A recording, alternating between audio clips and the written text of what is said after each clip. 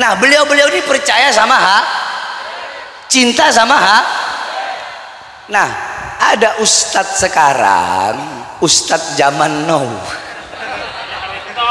kiai zaman now, nggak percaya, katanya habaib di Indonesia itu nggak ada, habaib di Indonesia katanya palsu, katanya belum terbukti secara ilmiah. Saya kalau mau bawa dalil kepanjangan sampai malam nanti. Kalau dia bilang 3 hari 3 malam, kalau saya 1 bulan nggak habis kita bakal bahas itu. Allah bakal nanya gitu nggak? Allah bakal nanya nggak? Anjing, babi, kenapa kau bilang Habib-Habib di Indonesia itu palsu? Allah bakal nanya gitu. Allah bakal nanya gitu. Kenapa? Karena binatang. Kayak Khalil Bangkalan, cinta sama habaib apa tidak? Kalau cinta berarti percaya apa tidak? Kayak Khalil Bangkalan itu, beliau cinta sama habaib nggak milih-milih, nggak kayak orang sekarang. Orang sekarang cintanya milih-milih. Habib yang tenar dicinta. Saya cuma mau cinta sama Habib Bahar aja. Kalau bukan sama Habib Bahar, Habib Rizik, saya nggak mau cinta. Salah itu. Darah kalian, darah Madura, tidak diragukan keberaniannya. Saya tahu, tidak diragukan darah keberanian. Orang Madura mau tinggal di mana aja hidup mereka. Nah, kalian memiliki darah keberanian, maka jadikan darah keberanian yang mengalir di dalam tubuh kalian untuk berjuang di jalan Allah, membela agama Allah sampai titik darah penghabisan, saudara-saudara. Untuk bangsa, untuk agama, untuk syariat, untuk Islam, untuk merah putih, untuk Pancasila, untuk NKRI, untuk rakyat. Jangankan cuma di borgol, di penjara, nyawa saya, jiwa saya, darah saya murah harganya untuk bangsa dan rakyat Indonesia, saudara-saudara. Allahu Akbar. Saudara-saudara, saya berkali-kali masuk penjara. Untuk apa? Untuk membela rakyat. Yang saya bela rakyat, kalian tahu, saya baru bebas. Siang bebas, malamnya saya ceramah. Malamnya saya ceramah, besoknya langsung dibawa ke Nusa Kambangan. Kenapa? Katanya ceramah saya provokasi, katanya ceramah saya meresahkan.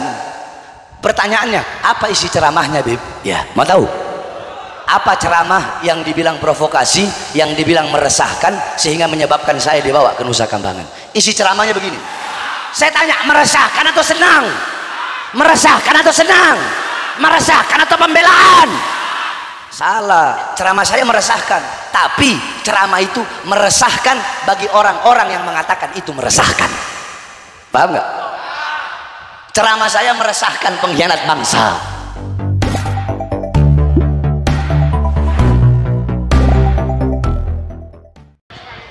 Assalamualaikum warahmatullahi wabarakatuh.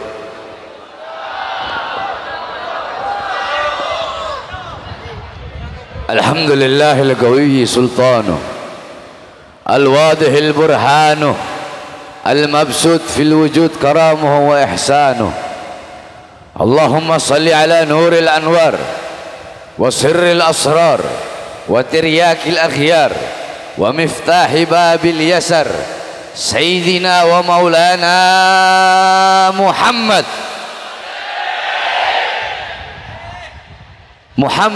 المختار وآله الأطهار وأصحابه الأخيار عدد نعم الله وإفضاله أما بعد. Yang saya cintai, yang saya muliakan, para alim ulama, para habaib, para kiai, para asatid, para tokoh masyarakat, para aparat pemerintah, wabil khusus segenap pengurus Front Persaudaraan Islam Madura, Laskar Sakera beserta seluruh organisasi-organisasi Islam yang lain, wabil khusus sahibul bait al Ustadz Bahruddin beserta seluruh hadirin hadirat bapak-bapak, ibu-ibu, khususnya para pemuda-pemudi umat baginda Nabi besar Muhammad yang selalu dimuliakan oleh Allah Subhanahu wa taala. Saudara-saudara, alhamdulillah 5 tahun sudah saya tidak sempat sampai ke Madura. Tahun 2018 ketika saya diundang ke Madura,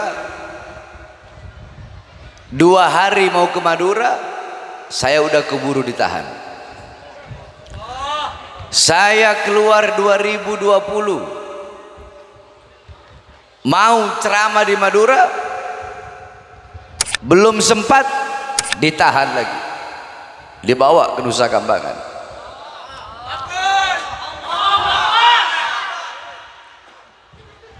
Keluar lagi 2021, mau ke Madura, ditahan lagi. Heran saya, kenapa kok setiap kali mau ceramah di Madura itu kok ditahan dulu saya. Tapi orang Madura ini nggak ada kapok-kapoknya ngundang saya, heran saya. Padahal setiap mengundang saya masuk penjara, setiap mengundang saya masuk penjara, setiap mengundang saya masuk penjara. Nah, karena keistiqomahan, karena himmah yang kuat, semangat yang kuat, tekad yang bulat, keinginan yang besar ingin menghadirkan saya, itulah yang membuat pada siang hari ini saya bertatap wajah dengan saudara-saudara sekalian.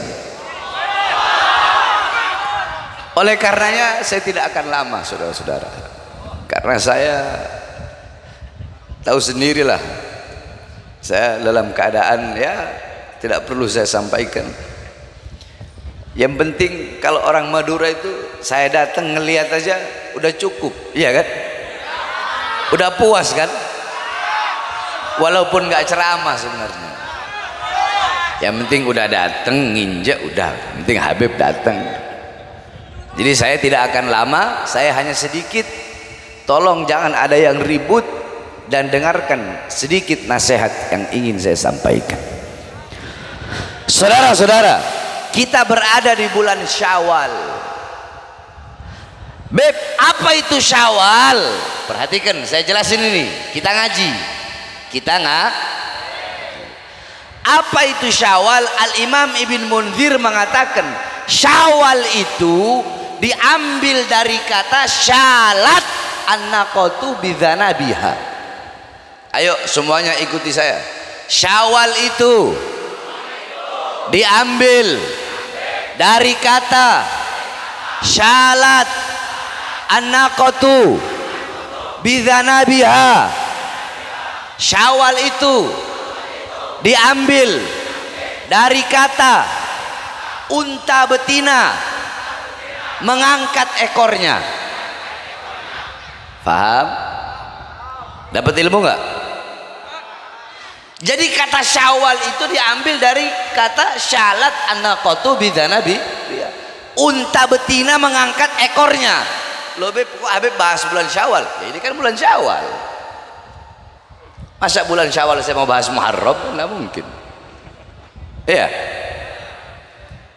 Jadi kata Syawal diambil dari kata unta betina mengangkat ekornya. Karena dulu orang Arab dulu itu mereka belum ada Hijriyah. Tahun Hijriyah itu adanya di zaman Sayyidina Umar bin Khattab.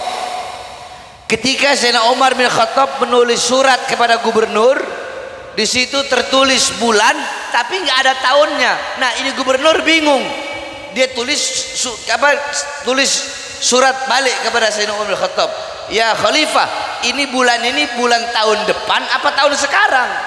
Karena dulu pakai tahun Qamariyah. Orang Arab jahiliyah mereka tahu Ramadan. Contoh Ramadan itu diambil dari kata Ramadan yang artinya cuaca panas. Makanya kalau ente orang Madura sering umroh Ramadan panas kan di Mekah, itu diambil dari kata itu. Mereka tahu Safar, tapi waktu itu belum ada tahun Hijriyah, yang ada tahun Qamari. Qamariyah. Nah, siapa di zaman Sayyidina Umar bin Khattab? Akhirnya beliau istasyaru. Sayyidina Umar bin Khattab bermusyawarah bersama para sahabat. Pendapat yang diambil adalah pendapat Al-Imam Ali bin Abi Thalib radhiyallahu an, yang dimana beliau berkata, "Dha'u linnas," letakkan bagi manusia tahun yang dimana ketika kita yakni narku Madinatul Asnam ila Madinatul Iman, letakkan bagi manusia tahun mulai kita hijrah meninggalkan kota berhala, kita hijrah pindah meninggalkan pergi ke kota iman. Maksudnya hijrah dari Makkah ke Madinah. Makanan dinamakan tahun Hijri. Nah, pada waktu itu belum ada. Nah, makanya syalat anaqatu bidanabiha, onta betina mengangkat ekornya. Nah, makanya orang Arab zaman dulu sebelum ada Nabi Muhammad itu mereka tidak mau dan anti. Kalau bahasa Madura apa? Kalau pamali begitu bahasa Madura apa? Iya, kalau bahasa Islam, bahasa syariatnya tatoyur. Ya, tatoyur. Jadi mereka menganggap sial. Mereka tidak mau menikahkan anak-anak perempuannya di bulan Syawal. Kenapa? Karena onta betina aja mengangkat ekor. Kenapa mengangkat ekor? Sebagai tanda nggak mau nikah, nggak mau kawin, nggak mau bersetubuh. Jadi kalau bulan Syawal, kalau ada unta jantan mau mendekati unta betina, itu unta betina ngangkat ekor sebagai isyarat, sebagai tanda dia nggak mau. Nah, itu yang dijadikan sebagai orang jahiliyah zaman dulu.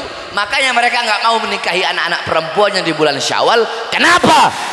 Karena mereka menganggap, merasa, meyakini onta betina aja nggak mau, nanti kalau anak perempuan saya nikah di bulan Syawal nanti sial, nanti rumah tangganya hancur, nanti rumah tangganya nggak bahagia. Akhirnya Rasulullah Shallallahu Alaihi Wasallam, Nabi kita tercinta, Nabi kita yang mulia, membantah. Beliau bantah, beliau putuskan tatoyurnya orang-orang Arab itu dengan apa? Dengan menikahi Sayyidatuna Aisyah di bulan Syawal. Paham? Jadi Rasulullah menikah dengan Sayyidatuna Aisyah di bulan Syawal. Untuk apa? Untuk menghapus adat istiadat atau keyakinan orang Arab jahiliyah bahwasanya menikahkan anak-anak perempuan di bulan Syawal itu adalah sial, karena syalat anaqatu bidzanabiha. Paham? Udah paham ya? Bulan Syawal udah paham? Itu yang pertama. Yang penting kita ngaji aja, inti orang dapat ilmu dah. Udah paham? Betul paham? Baik. Yang kedua, ini kan masih suasana lebaran ya. Berapa Syawal ini? 11 17 ya, masih suasana lebaran lah. Orang sekarang ini saling memaafkan, saling minta maafnya itu cuma pas momen lebaran aja. Minta maaf lahir batin, sepurana sing banyak, engkau banyak salahna. Saudara-saudara sekalian, minta maaf itu bukan hanya ketika lebaran saja, bukan hanya bulan Syawal saja, setiap hari. Dan kalau kita punya salah harus kita minta maaf. Jadi momen minta maaf itu jangan jadikan kebiasaan.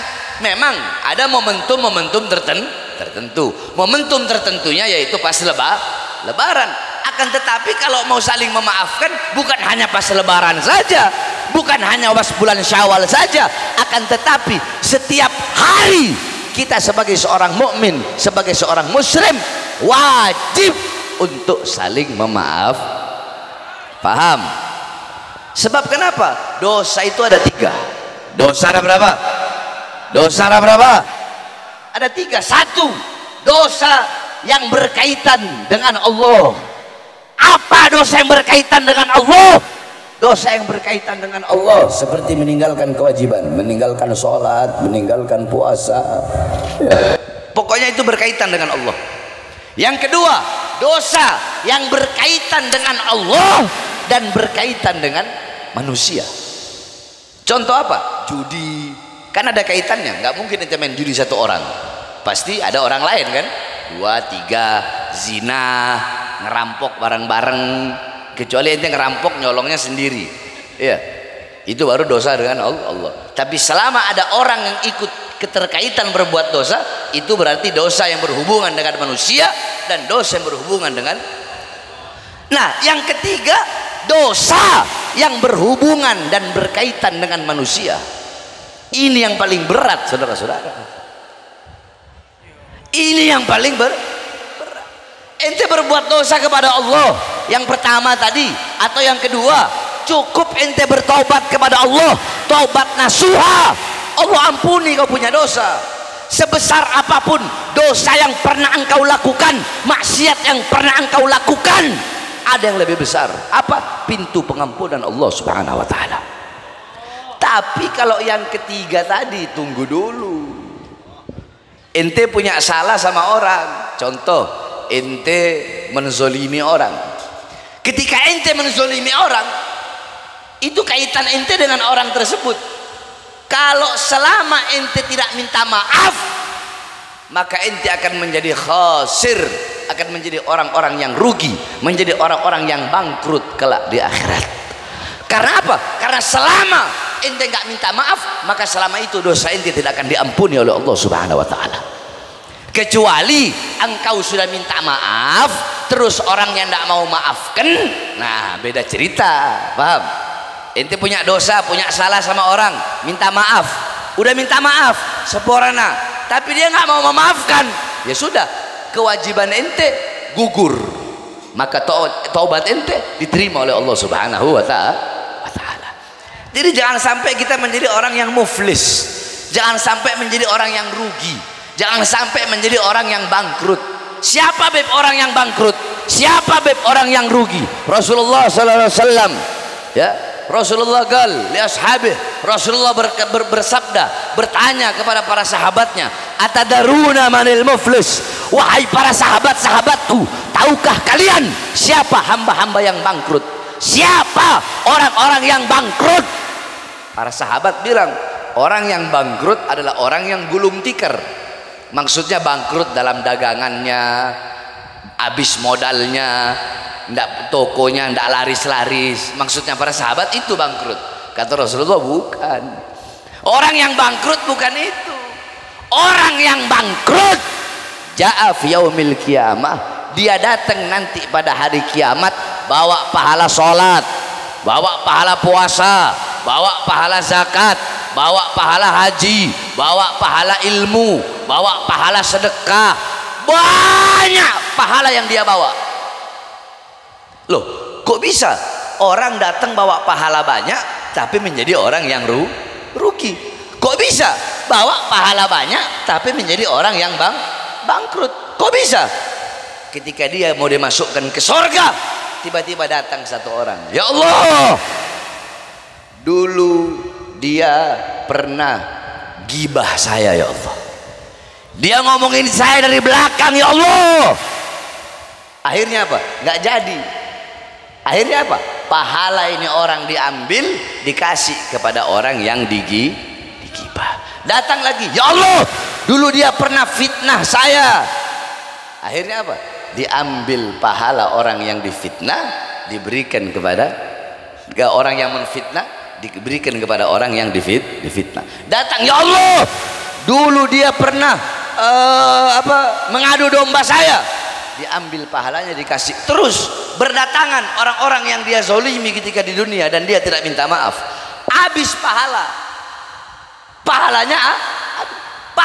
habis, orang-orang masih tetap berdatangan. Ya Allah, dulu dia pernah bohongi saya ya Allah, dia bilang mau memakmurkan rakyat, ternyata rakyat gak makmur ya Allah. Dia bilang mau mensejahterakan saya, ternyata gak sejahtera. Dia butuh sama saya kalau ada maunya, mau calon bupati, calon lurah, calon camat, calon bupati, calon wali kota, calon gubernur, calon presiden, baru dia butuh sama saya ya Allah. Dia janji mensejahterakan kami rakyat, tapi kami rakyat tidak sejahtera ya Allah. Udah habis.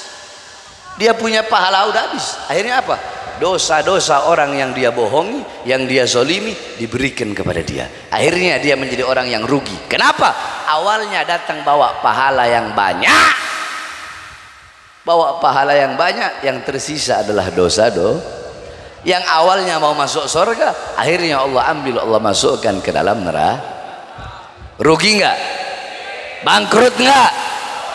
Nah makanya mumpung masih hidup di sini nih, ente orang dengar, la yahillu lirajulin an yahjura akhahu fawqa thalatha layalin.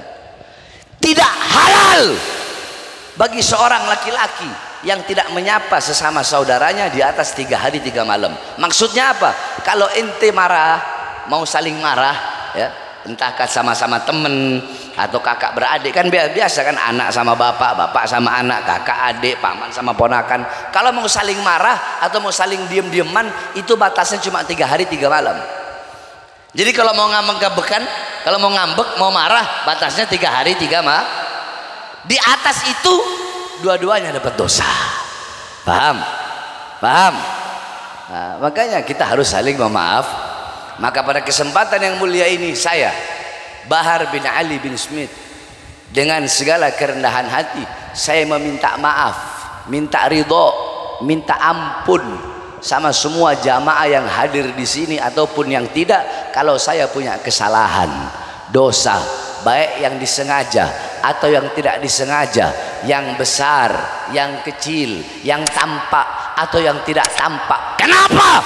Karena saya takut nanti di akhirat saya bakal dituntut sama kalian kalau saya punya dosa kepada kalian. Nah, kalau saya saja mau minta maaf kepada kalian, kenapa kalian sesama kalian kok tidak mau saling minta maaf kalau memiliki kesalahan?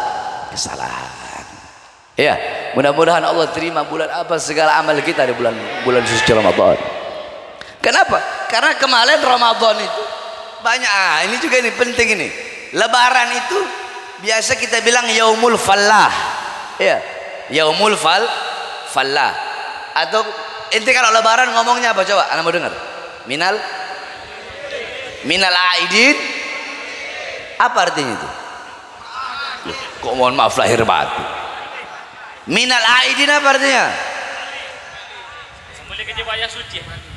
Aidin apa arti aidin?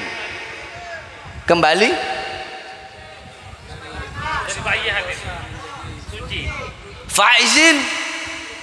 Faizin itu orang-orang yang bukan beruntung. Faizin itu orang-orang yang menang, orang-orang yang juara. Makanya dinamakan yaumul fallah, hari kemenangan. Nah, jadi lebaran itu milik orang-orang yang menang. Loh, kalau menang kan berarti ada yang kalah, iya kan? Nggak mungkin menang nggak ada yang kalah. Nah, menang apa? Menang melawan hawa nafsunya, menang melawan syahwatnya. Kenapa? Karena Ramadan adalah bulan peperangan. Habib Bahar bahas perang ini. Iya, cuma Ramadan perang melawan musuh yang terbesar, musuh yang paling besar. Siapa itu? Hawa nafsu. Apa kata Imam Busiri? Kata Imam Busiri di dalam qasidah burdahnya, beliau bilang apa kata beliau dalam qasidah burdah? Apa? Bukan. Beliau katakan di dalam burdahnya, an-nafsu katifli an tuhmilhu syabba ala hubbir radai wa in taftimhu an yanfatimi. Hawa nafsu, syahwat itu bagaikan bayi yang menyusui. Kalau tidak disapih, sampai kapanpun dia bakal nyusu. Dulu kalau kita orang masih kecil kan, kalau kita menyusu ke ibunya kita, itu kan biar kita berhenti, ibu-ibu kita biasanya ngasih kalau di Sulawesi di tempat saya itu dikasih apa yang pahit itu, ini pepaya, bukan kapur, ininya getah pepaya dikasih, sehingga itu namanya disapih. Iya kan? Kalau nggak disapih sampai sekarang masih nyusu kita. Nah, kita adalah seorang ibu. Anaknya siapa? Hawa nafsu. Anaknya siapa? Syahwat. Jadi jangan sampai kita yang dikendalikan oleh hawa nafsu, jangan sampai kita yang dikuasai oleh hawa nafsu. Tuba liman kana aqluhu amira wa hawahu asira, fawailun liman kana aqluhu asira wa hawahu amira. Sungguh beruntung, sungguh berbahagia bagi orang-orang yang akalnya menjadi raja sedangkan nafsunya menjadi budak. Dan sungguh celaka bagi orang-orang yang akalnya menjadi budak sedangkan nafsunya menjadi raja. Kita manusia Allah ciptakan sempurna, punya akal juga punya nafsu. Malaikat punya nafsu nggak? Malaikat nggak punya nafsu. Cuma malaikat Allah ciptakan akal tapi tidak punya nafsu. Makanya malaikat selalu taat, tidak pernah bermaksiat, tidak pernah membangkang, tidak pernah melawan, tidak pernah membantah perintah Allah. Kenapa? Karena malaikat tidak punya nafsu, cuma punya akal. Binatang punya nafsu, tidak punya kebalikannya. Makanya nggak usah heran kalau ada sapi di mana ini di Sampang banyak sapi. Kalau itu sapi nanti makan rumput tetangga, jangan kalian marahin yang punya sapinya, karena sapinya otak punya, akal nggak punya, dia nggak tahu itu rumput punya tetangga. Jadi wajar, betul. Kucing mencuri, kucing nyolong, wajar, karena binatang awaluhu turab wa akhiruhu turab, awalnya tanah kembali ke tanah. Saya tanya, binatang nanti ditanya nggak di akhirat? Dimintai pertanggungjawaban nggak? Hitung-hitungan nggak? Anjing, babi ditanya nggak sama Allah ntar di akhirat? Contoh, apakah Allah bakal tanya, anjing, babi, sudahkah kau sholat? Allah bakal nanya gitu. Anjing, babi, sudahkah kau puasa? Allah tanya gitu. Anjing, babi, kenapa kau bohongi rakyat? Allah nanya gitu. Anjing, babi, kenapa kau zolimi rakyat? Kenapa kau usir rakyat janji palsu? Allah nanya gitu. Anjing, babi, kenapa kau bunuh 6 nyawa yang tidak bersalah? Kenapa kau bunuh 6 nyawa yang tidak berdosa? Apakah Allah bakal nanya gitu? Anjing, babi, kenapa kau zolimi kau punya rakyat? Anjing, babi, kenapa kau jual aset negara? Anjing, babi, kenapa kau berpihak kepada asing? Anjing, babi, kenapa engkau tipu-tipu kau punya rakyat? Anjing, babi, kenapa kau jual ayat-ayat Allah dengan harga yang murah? Anjing, babi, kenapa kau jual ayat, kau jual hadis untuk kepentingan perutmu? Anjing, babi, kenapa kau pakai sorban tapi engkau berdiri di pintu-pintu pejabat, di pintu-pintu pemerintah, menghalalkan yang haram, mengharamkan yang halal, membenarkan yang salah, menyalahkan yang benar? Apakah Allah bakal nanya gitu? Saya kan lagi ngomongin binatang. Emang saya nyebut orang? Enggak kan? Enggak kan? Bener gak saya ngomong tadi? Allah bakal nanya gitu nggak ke anjing sama babi? Allah bakal nanya gitu nggak? Allah bakal nanya nggak? Anjing, babi, kenapa kau bilang Habib di Indonesia itu palsu? Allah bakal nanya gitu. Allah bakal nanya gitu. Kenapa? Karena binatang nggak punya akal. Awalnya tanah kembali kepada tanah. Apakah Allah bakal nanya, woi anjing, woi babi, kenapa kamu nyari-nyari dalil untuk apa? Untuk yakni kalimatul haq uridu bihal batil.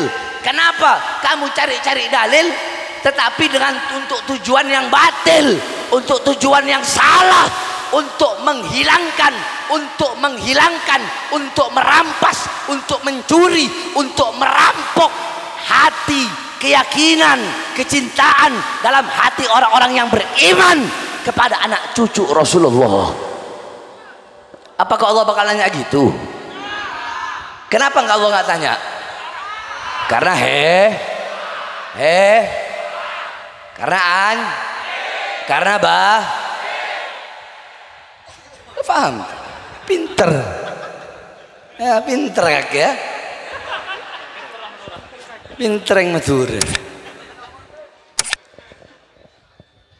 Nah, malaikat punya akal nggak punya binatang punya nafsu nggak punya kita manusia sempur. Apa-apa yang tidak dipunya oleh malaikat kita punya. Apa? Jawab yang keras. Apa? Kurang keras. Kurang keras. Apa-apa yang tidak dipunya oleh binatang kita punya. Jawab yang keras. Apa? Jawab yang keras. Apa? Berarti intinya apa sih, Beb? Intinya barang siapa yang akalnya menguasai nafsunya, akalnya menundukkan nafsunya, akalnya mengalahkan nafsunya, kedudukan itu orang lebih tinggi dari malaikat. Kenapa? Malaikat wajar nggak berbuat dosa. Kenapa? Karena nggak punya nafsu. Paham? Tapi ya sebaliknya, jatuh rokok saya. Ini rokok saya ini jatuh.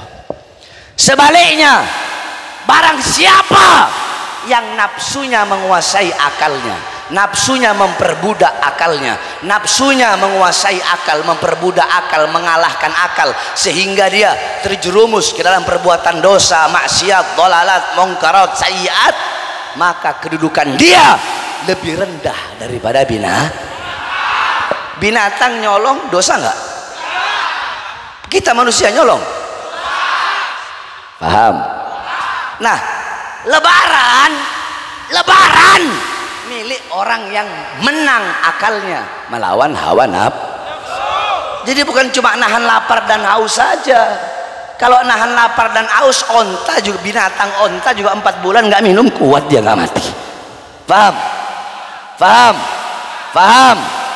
Jadi lebaran, hari kemenangan, ya, minal a'izin wal faizin, adalah milik orang-orang yang menang melawan hawa nafsu, milik orang-orang yang bukan hanya menahan diri dari lapar dan haus, tetapi menahan seluruh anggota tubuh, dohir, baik mata, telinga, mulut, lidah, kaki, tangan, ataupun batin, hati, anggota badan, dohir dan batin, dari perkara yang diharamkan oleh Allah. Jadi bukan cuma nahan lapar dan haus, tapi menahan seluruh anggota tubuh dari perkara-perkara yang dilarang oleh Allah Subhanahu wa ta'ala. Itulah hakikatnya orang-orang yang mendapatkan kemenangan di hari Syawal. Paham? Paham? Nah, yang tahu cuma diri ente sendiri. Ente menang apa enggak? Gitu aja. Ente menang apa kalah? Yang tahu siapa? Diri ente sendiri. Terus Beb, bagaimana caranya kita bisa tahu puasa kita diterima atau tidak? Mau tahu nggak? Mau tahu apa tidak? Mau tahu apa tidak?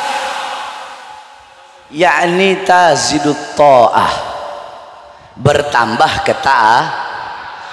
Sebelum Ramadan tidak pernah sholat, habis Ramadan jadi sholat, berarti Ramadannya diterima. Sebelum Ramadan sholatnya bolong-bolong, habis Ramadan sholatnya nggak bolong-bolong, berarti diterima. Sebelum Ramadan ahli maksiat, habis Ramadan jadi ahli taat, berarti Ramadannya puasanya diterima. Sebelum Ramadan sholatnya bagus, cuma sunnahnya belum sempurna, habis Ramadan sholat sunnahnya jadi sempurna, berarti Ramadannya diterima. Sebelum Ramadan buruk, sesudah Ramadan buruk, sama saja, tidak bertambah ketaatannya, berarti tidak diterima. Gampang, lihatnya begitu aja menurut para ulama. Paham? Paham? Nah, kalau udah mau duhur, wasiat saya yang terakhir kepada seluruh masyarakat Madura, khususnya masyarakat Sampang, dan lebih khususnya lagi kepada laskar-laskar Sakera. Darah kalian, darah Madura, tidak diragukan keberaniannya. Saya tahu, tidak diragukan darah keberanian. Orang Madura mau tinggal di mana aja hidup mereka. Sampai di Perancis ada, saya punya murid orang Madura, Arifin namanya. Hidup dia di Perancis sana sendiri. Orang Madura mau hidup, mau di tengah laut, hidup dia. Kenapa? Semangatnya kuat, kemauannya kuat. Emang udah darah mau bagaimana? Betul? Betul. Nah, kalian memiliki darah keberanian, maka jadikan darah keberanian yang mengalir di dalam tubuh kalian untuk berjuang di jalan Allah, membela agama Allah sampai titik darah penghabisan, saudara-saudara. Jangan pernah takut untuk menyampaikan kebenaran. Saya dengar kemarin di Madura ada orang saling bunuh karena urusan politik, ya. Saling bunuh karena urusan pemilihan apa? Kepala desa, ya. Kalau urusan dunia saja kalian rela mati, kenapa untuk urusan akhirat kalian nggak rela mati? Betul, betul, betul. Kalau buat bela lurah rela mati, kenapa buat bela kiai, bela ustadz nggak rela mati?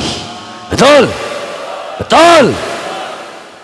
Kalau demi lurah, demi kepala desa rela mengorbankan nyawa, kenapa buat anak cucu Nabi kalian gak rela mengorbankan nyawa?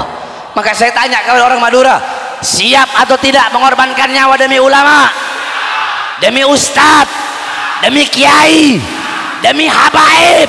Siap korbankan nyawa, siap korbankan darah. Allahu Akbar, Allahu Akbar, Allahu Akbar.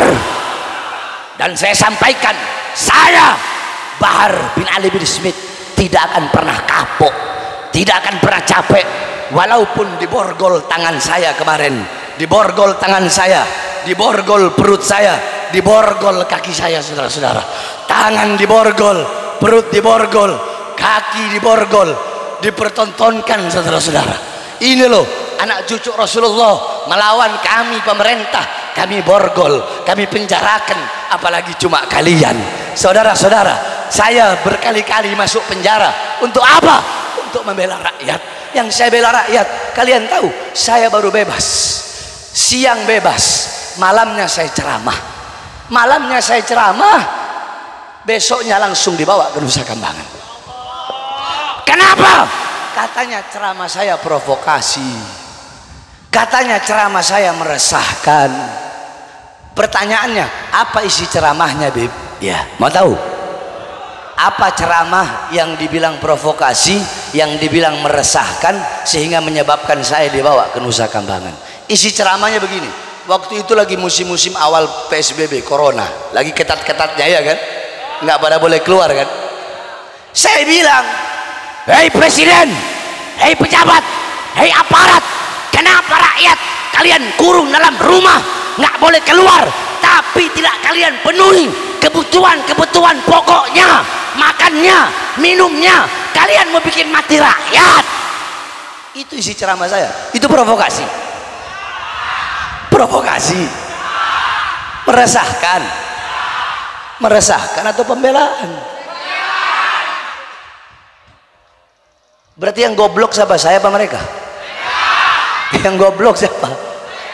Saya apa mereka? Ceramah seperti itu dibilang meresahkan, padahal yang saya bela siapa? Siapa? Yang kedua, saya bilang, ibu-ibu, saya bilang, hei pejabat, hei aparat, mal-mal pilih asing, perusahaan-perusahaan asing tetap buka di masa corona, tetapi warung-warung kecil, toko-toko kecil milik pribumi kalian paksa untuk tutup. Itu provokasi, meresahkan. Terus apa itu? Siapa yang saya bela? Siapa yang saya bela? Berarti yang goblok siapa? Saya apa mereka? Yang nggak sekolah siapa? Saya apa mereka?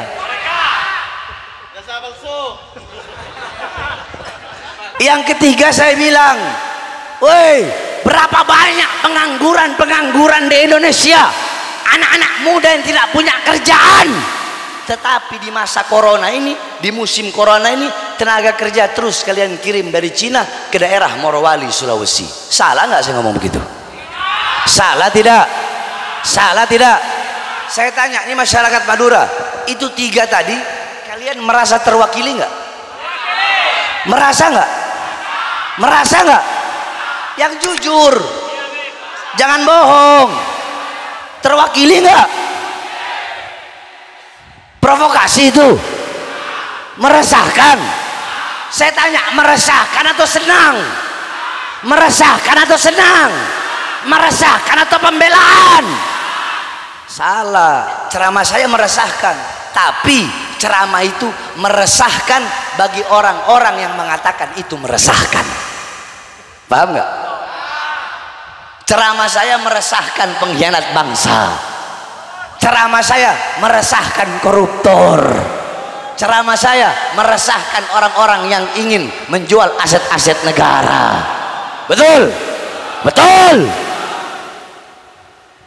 Yang saya bela rakyat, rakyat yang susah, rakyat yang kelaparan, rakyat yang menderita. Makanya saya bersumpah demi Allah, untuk bangsa, untuk agama, untuk syariat, untuk Islam, untuk merah putih, untuk Pancasila, untuk NKRI, untuk rakyat. Jangankan cuma di borgol, di penjara, nyawa saya, jiwa saya, darah saya murah harganya untuk bangsa dan rakyat Indonesia, saudara-saudara. Allahu Akbar, Allahu Akbar, Allahu Akbar. NKRI harga mati, harga mati, harga mati. Siap bela Indonesia, siap mati demi rakyat, siap mati demi Pancasila, siap mati demi ulama, siap binasa demi Indonesia. Allahu Akbar, Allahu Akbar, Allahu Akbar. Orang Madura, saya tanya sekali lagi, jawab yang keras. Kalian giliran lagi mau carok teriak-teriak keras-keras, giliran mau bela Islam kalian lembek. Ayo yang keras saya tanya, siap mati demi ulama, siap hancur demi ulama, siap bela habaib, siap mati demi habaib, siap tumpahkan darah Madura kalian demi habaib, siap tumpahkan, korbankan nyawa kalian demi habaib, demi ustadz, demi kiai, demi Islam, demi merah putih, demi Indonesia. Allahu Akbar, Allahu Akbar. Mudah-mudahan Allah hancurkan orang-orang yang zalim. Allah hancurkan ulama-ulama yang zalim juga. Mudah-mudahan Allah jadikan negara kita negara makmur, jaya, sentosa, tenang, aman. Amin ya Rabbal. Terakhir,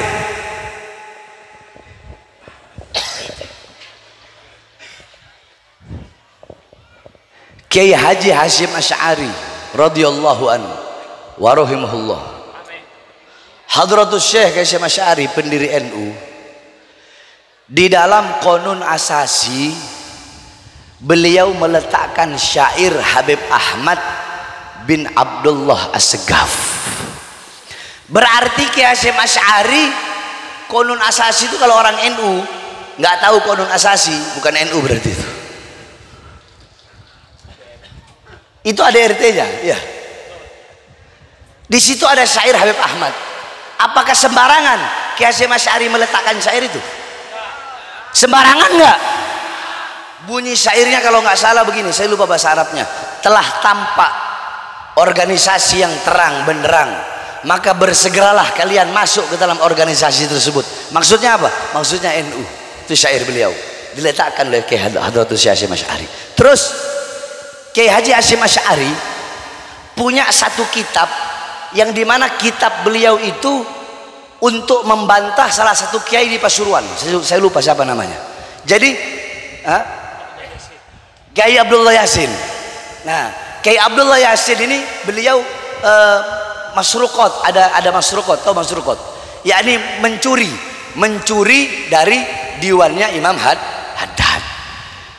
Nah, berarti kan Kiai Haji Hasyim Asy'ari radhiyallahu an, beliau pengagum, cinta, sering baca kitabnya Habib Abdullah bin Alwi Al-Haddad. Sebab tidak mungkin kalau beliau tidak baca kitabnya Habib Abdullah terus beliau tahu kalau itu adalah hasil dari masruqat. Paham? Kiai Khalil Bangkalan, nggak usah saya deh yang kalian aja yang jawab. Kiai Khalil Bangkalan cinta sama habaib apa tidak? Kalau cinta berarti percaya apa tidak? Kiai Khalil Bangkalan itu beliau cinta sama habaib nggak milih-milih, nggak kayak orang sekarang. Orang sekarang cintanya milih-milih. Habib yang tenar dicinta, saya cuma mau cinta sama Habib Bahar aja. Kalau bukan sama Habib Bahar, Habib Rizik saya nggak mau cinta. Salah itu. Saya cuma mau cinta sama Habib yang lembut saja. Kalau Habib yang keras-keras saya nggak mau cinta. Salah itu. Yang benar itu mau Habib besar, mau Habib kecil, mau Habib tua, mau Habib muda, mau Habib tenar, mau Habib nggak tenar, mau Habib bagaimanapun tetap cinta. Seperti siapa? Itu yang diajarkan sama Syekhona Khalil. Kiai Khalil Bangkalan sampai beliau bisa nyium. Apa kalau bahasa Maduranya bikinin minum apa? Bahasa Maduranya? Hah? Siapin air. Nyiapin air. Beda Habib. Padahal nggak ada siapa-siapa ini.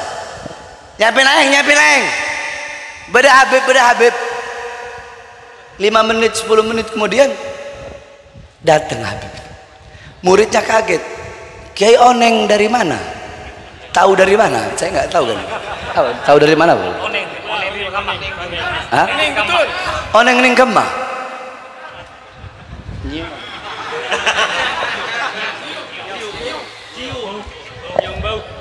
Engkau nyium baunya Rasulullah sallallahu alaihi wasallam. Saya bisa tahu ada Habib mau datang karena saya bisa nyium baunya Rasulullah ada pada Habib itu. Berarti Kiai Khalil cinta enggak sama Habib? Percaya enggak sama Habib? Kiai Hamid Pasuruan, Kiai Hasan Genggong, Kiai As'ad Situbondo, Kiai Samsul Arifin, Kiai Mbah Abdul Karim Lirboyo, pernah Syekh Khalil itu mengijazahkan Rotib Haddad sama beliau. Nah, beliau ini percaya sama cinta sama Nah, ada ustadz sekarang, ustadz zaman now, kiai zaman now, nggak percaya. Katanya habaib di Indonesia itu nggak ada. Habaib di Indonesia katanya palsu, katanya belum terbukti secara ilmiah. Saya kalau mau bawa dalil kepanjangan sampai malam nanti.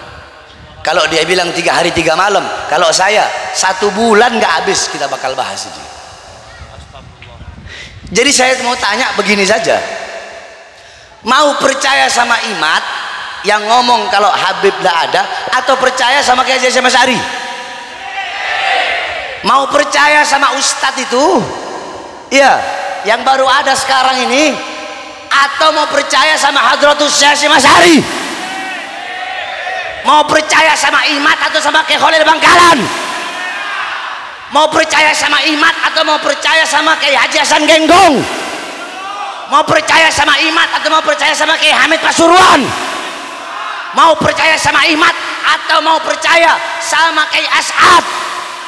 Mau percaya sama Imat atau percaya sama Kiai Samsul Arifin? Udah begitu aja dah. Kalau mau bahas dalil panjang lebar saya. Masuk akal enggak? Masuk akal enggak? Makanya jangan terpengaruh dengan hal-hal seperti itu. Tapi tenang, itu cuma 1 orang yang begitu. Saya kasih tahu, ini dulu dia itu FPI. Dulu FPI. Nyalon bupati gak didukung sama FPI karena FPI kan gak ada urusan politik. Mungkin sakit hati gak tahu. Kalau dulu, sekarang begini. Kalian lihat saya. Dari dulu sampai sekarang sama nggak? Sama atau berubah ceramah saya? Sama atau berubah? Sama atau berubah? Nah, kalau dia dulu ceramahnya beda. Kita harus cinta sama habaib karena masih di FPI. Habaib itu anak cucu Rasulullah. harus kita agungkan, harus kita hormati. Sekarang beda. Habaib nada. Sayyidina Ahmad Al-Muhajir tidak punya anak yang bernama Ubaidillah, terputus. Saya sudah teliti begini-begini.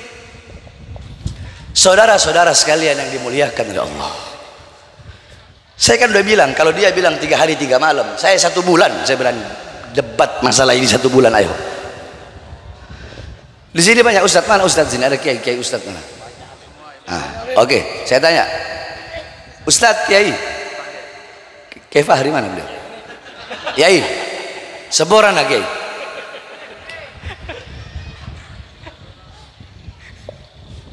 Hadis soheh sama qaul ulama, mana yang lebih didahulukan?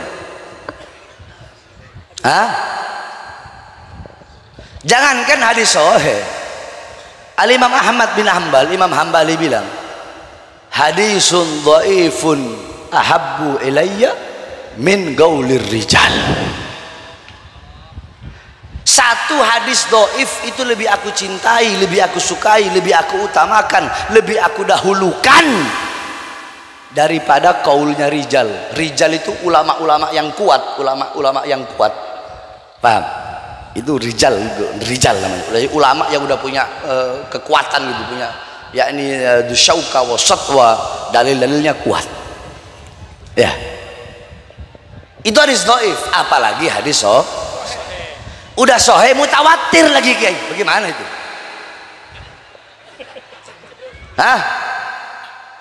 Udah sahih mutawatir, perawinya banyak. Kiai, coba kiai di sini jawab bareng-bareng. Mau dahulukan, mau utamakan, mau milih mana? Hadis sahih yang mutawatir atau qaul ijtihad ra'inya ulama? Ayo kiai Madura di sini. Hadis sahih ini jawaban kiai. Tidak perlu saya jawab. Ada satu hadis. Ini buat penutup. Riwayat Imam Tabrani dalam kitab Mu'jamul Kabir, hadis dari jalur Sayyidina Abdullah bin Mas'ud radhiyallahu an. 1. 2. Hadis yang diriwayatkan oleh Al-Imam Hakim dalam Mustadraknya. 3. Imam Baihaqi dari jalur Sayyidina Umar bin Khattab dalam kitab Musnadnya.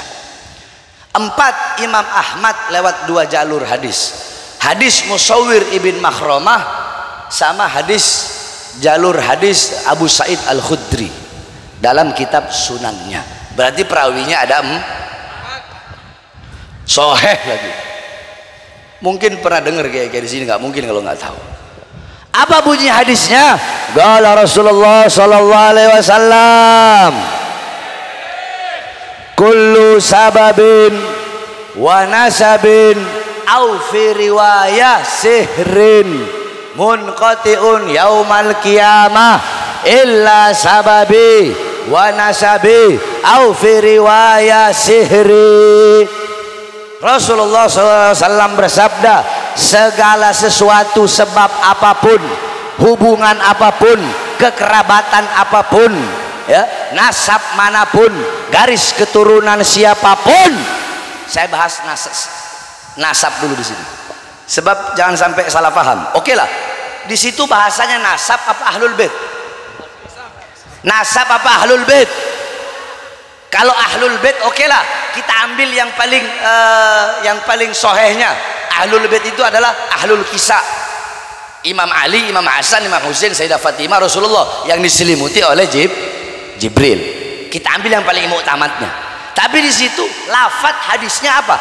Ahlul bait apa nasab? Apa itu nasab? Buka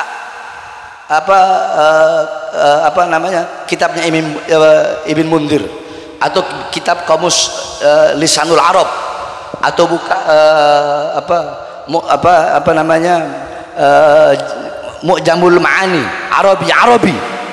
Itu kamus, udah kamus dunia, itu kamus seluruh dunia itu. Di situ yakni nasab itu yakni bimakna banyak pengertiannya. Tapi kebanyakan dari situ yang namanya nasab itu ya garis keturunan. Garis keturunan, baik garis keturunan naik atau garis keturunan turun. Sampai di situ ada dikatakan nasabun ay dzurriyatu min aliyu syarifu nasabun ay syarafun sababun ay syarifun ay hafidu Ali bin Abi Thalib radhiyallahu anhu. Ansal garis keturunan. Jadi bukan ahlul bait. Oke lah kalau ahlul bait Sayyidah Fatimah, Sayyidah Hasan, Sayyidina Husain, Sayyidina Ali sama azwajur Rasul, para istri Rasulullah. Nah, semuanya terputus kecuali, jadi di hari sampai kiamat nanti semuanya putus kecuali sebabku, nasabku, garis keturunanku, hubunganku, kekerabatanku, periparanku, sihir periparanku itu tidak akan terputus sampai hari kiamat. Sampai hari kiamat. Sampai hari kiamat. Faham? Memang betul Imam Fakhruddin Ar-Razi, saya juga baca kok kitab tafsirnya, namanya Tafsir Al-Kabir. Saya baca bukan enggak. Di kitab Asy-Syajarah Mubarakah itu memang beliau tidak menulis Abdullah atau tasghirnya Ubaidillah sebagai anak Imam Ahmad Al-Muhajir. Memang beliau tidak menulis, tapi kan itu bisa jadi tanpa sepengetahuan beliau. Saya tanya sekarang begini, ente orang bisa tahu adanya para nabi dan para rasul itu dari mana? Dari mana asalnya, dari mana? Quran. Kalian bisa tahu ada Taurat, ada Injil, ada Zabur, itu dari mana? Nah, bedanya berapa ratus abad? Zabur sama Quran, Taurat sama Quran, Injil sama Quran. Terus apakah karena Zabur lebih tua ente berani mengatakan Zabur lebih sahih daripada Al-Quran, atau Zabur lebih utama? Kan mafhumnya begitu aja kalau mau pakai akal. Nah, makanya saya paling males mau ngeluarin dalil ini sebenarnya. Percuma, bikin capek. Saya tanya, Nabi ada berapa dan Rasul? 20 le. Yang terakhir siapa? Yang lebih dulu siapa? Yang lebih mulia siapa?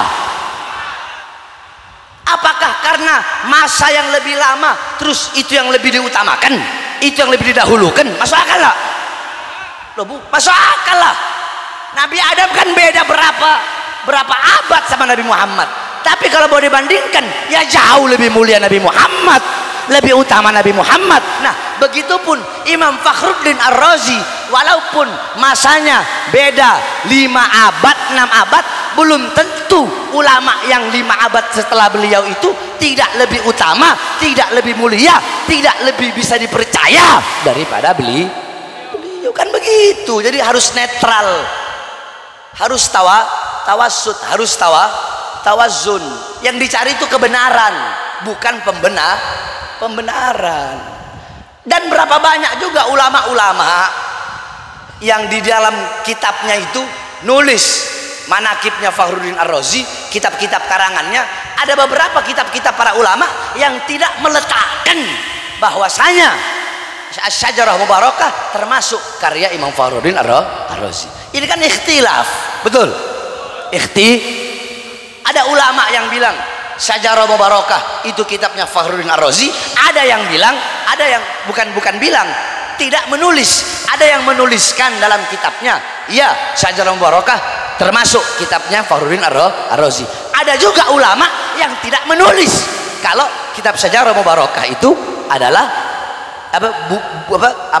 Syajarah Mubarakah tidak tertulis sebagai kitab karangan Imam Fakhruddin Ar-Razi. Jadi ini ada upaya-upaya untuk memecah belah ustadz, kiai, ulama dengan haba. Mereka tahu nih permainan ini. Oh ini ustadz-ustadz kiai-kiai ini yang cinta sama habaib, bagaimana caranya?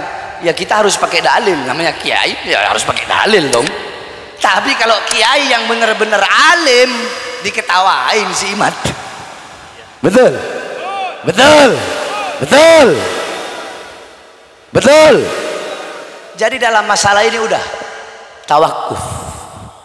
Sebagai orang awam, ente orang tawakuf.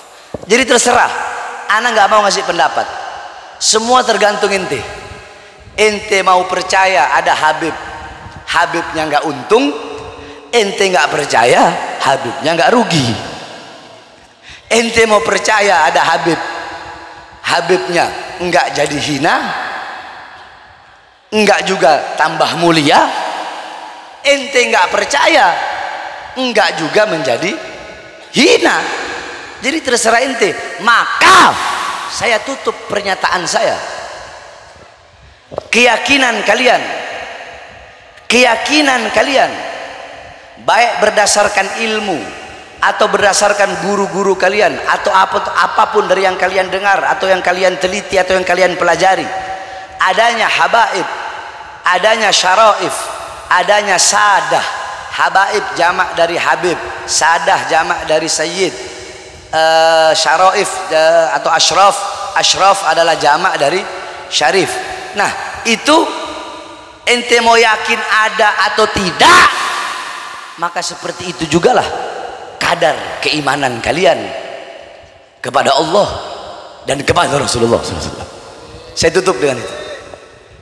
Ente mau percaya habaib atau Sayyidina Ubaidillah dari Ahmad Al-Muhajir, ente mau percaya atau tidak, kepercayaan ente itu, keyakinan ente itu yang menentukan kadar keimananmu. Awas, ini bahaya, ini masalah iman. Itu yang menentukan kadar keimananmu. Awas, itu yang menentukan kadar keimananmu. Dan itu juga yang menentukan engkau membahagiakan Rasulullah atau kamu bakal bikin nangis Rasulullah SAW.